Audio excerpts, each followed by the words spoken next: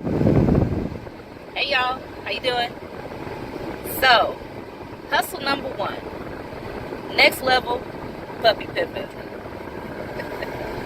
Alright, what you think of this one? So, I was reading this article that said we have a companion dog that we need a home for.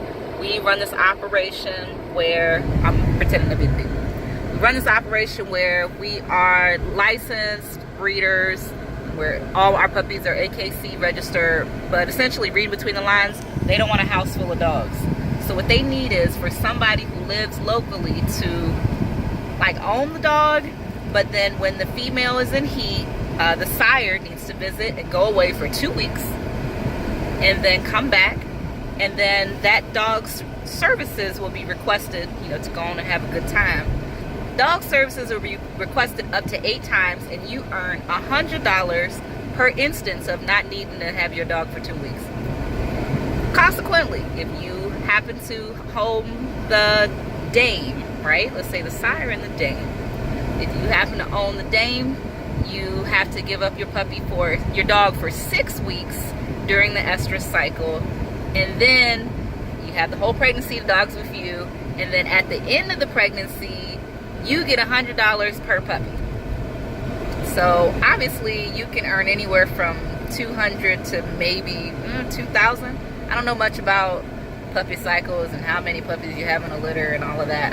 I know it's breed dependent, but sounds kind of like next level puppy pimping. But here's the thing, you're not the one pimping it. The dog is part of a breeding program, which is something legal. Let me tell you something. From my time, I've adopted a dog before, and I've had a dog that I requested, right? And tell you something. These dog people are on another level. So I mean, I wouldn't really call it like heartless pimping, but it's still kind of like doggy pimping. But I'm under the impression you could earn like $100 or $200 up to like $2,000 within a year. I have no idea if this is a reasonable thing to do, if it's like a moral thing to do. Leave it in the comments. I have no idea what you think. But one thing I do know is that one challenge would be if you're morally against dogs, breeders, and making money off of the whole situation, then this probably is not the hustle for you. Number two, how close do you have to live to the breeder for this to make sense? That's something to think about. Next item, how does everybody in your household feel about losing their pet for weeks at a time? Now, if you share a home and you probably shouldn't have a dog in the first place, or you just got a home with maybe you found out a family member has allergies. Let's be responsible. You found out your family member has allergies, but you love your dog so much, you're not going to give it up. You're just going to demand that your relative take Benadryl all the time, or whatever it is that people take with allergies all the time. Maybe it's a relief to have that animal out of the home. Or if you didn't want, like you got a pet for your kids, but you didn't really want the pet in the first place. Now you're sort of like a part-time pet owner.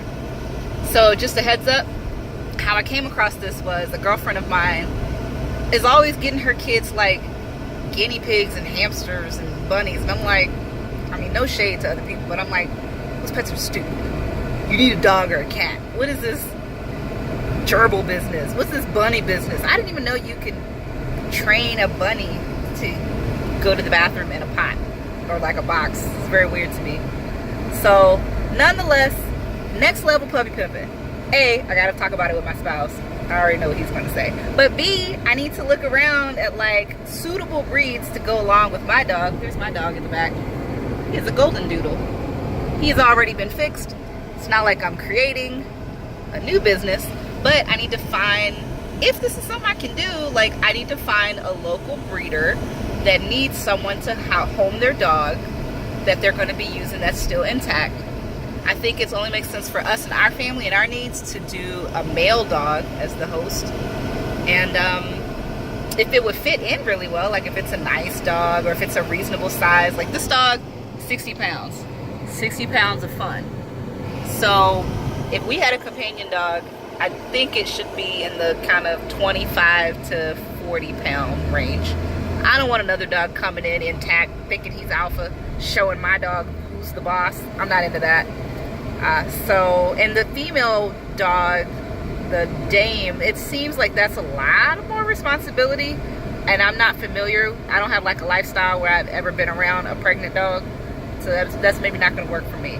But I will let you guys know what I find if I find an opportunity nearby. What do you think? Like, is this wrong? I don't know. It's not something I came up with, but it's sure something I came across.